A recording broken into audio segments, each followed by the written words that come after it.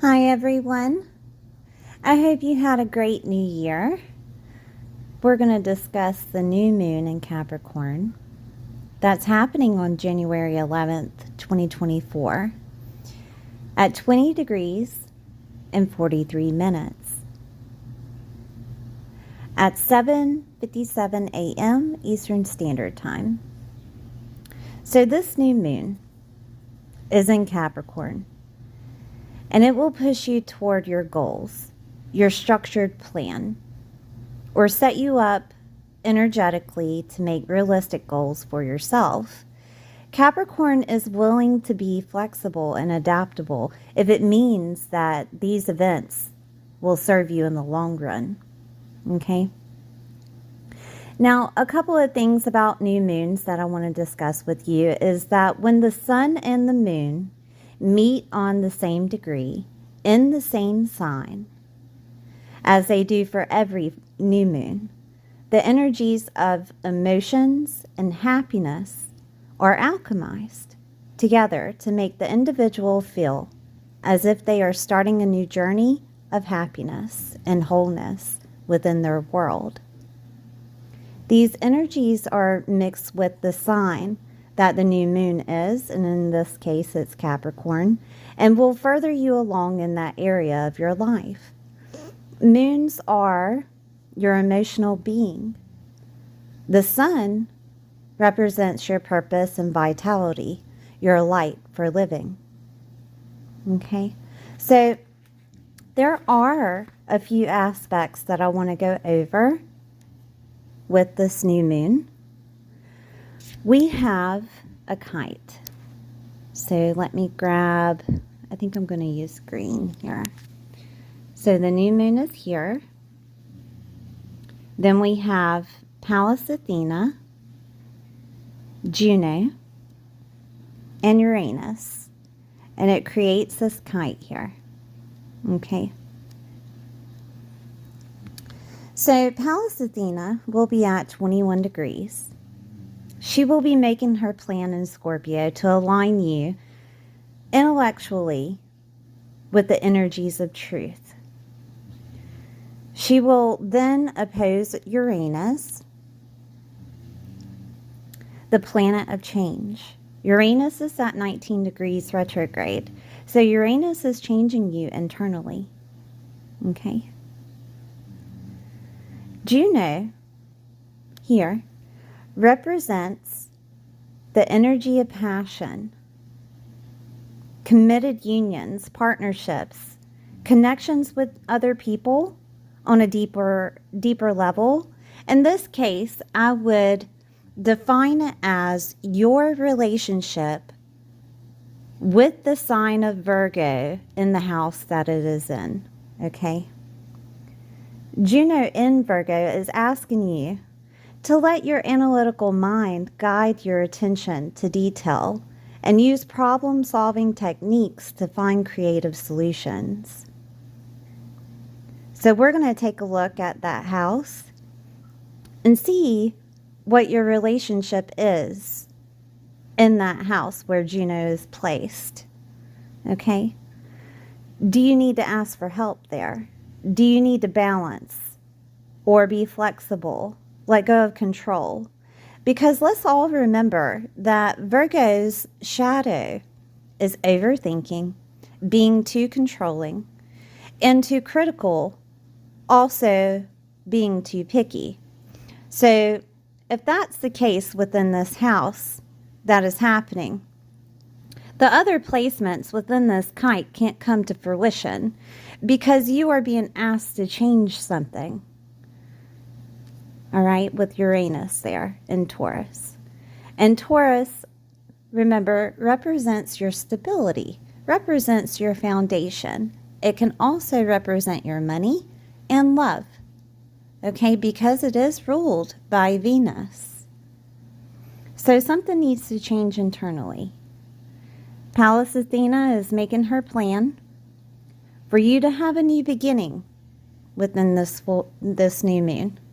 Okay, so let's look into your chart and see how this is affecting you in your world. I'll see you soon. Hi, Cancer. I hope you're doing well today. We're going to look at this new moon that's happening in Capricorn. It's happening in your 7th house. 7th house is marriage partners, spouses, alliances, your commitments and agreements, relationships that are one-on-one, such as best friends, right? Calibrations, contracts, and business relationships or business partnerships. Therapists are here, and so are clients, okay? And these are clients that would be like affiliated with work, okay? So let's look at the kite that is happening. Okay, so we have Pallas Athena in the 5th house, which is trying to create a plan in your 5th house, trying to create that plan of you having fun. Maybe even you seeing a new hobby or doing a new hobby, your optimism, your popularity and recognition, your dating life is here. Also pleasure and creativity or creative endeavors. Infidelity is here too. Also romance and the fun sex is here. So let's keep going. Virgo is activated with Juno. And Uranus has been in Taurus in your 11th house, trying to show you what you really want out of life, trying to show you what you really want with your dreams, wishes, and goals, with the community that you're surrounded by, with your networks and groups and clubs that you're affiliated with. And Uranus is trying to change you internally so that you can have stability within this area, okay? The plan is to change how you love, to change how you enjoy yourself and enjoy life, the things that you're doing for fun. That's the plan. So the story is to look at your relationship on the 3rd house. So your relationship with how you communicate to yourself, how you communicate with other people, your siblings, your cousins, your relatives. How do you communicate with yourself? What is your relationship with yourself in your mind? Okay.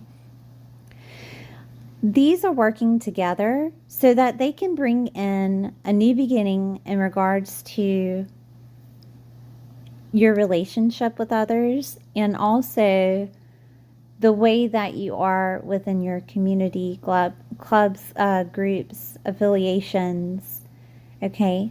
The change that needs to happen there. So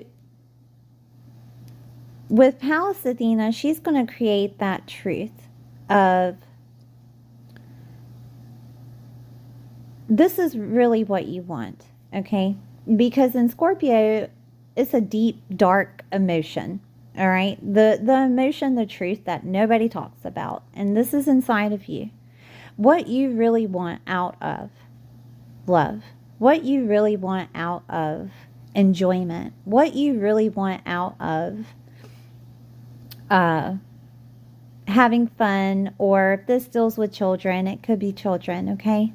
What you really want, who you really want in your life, because there will be a new beginning within your relationship house, within that 7th house, all right? But that's really up to you, because with the 3rd house, you have to figure out your relationship to yourself first. You have to figure out your relationship on how you communicate with others. You have to figure out, do you need to let go of some of that control? Are you being too critical in that area?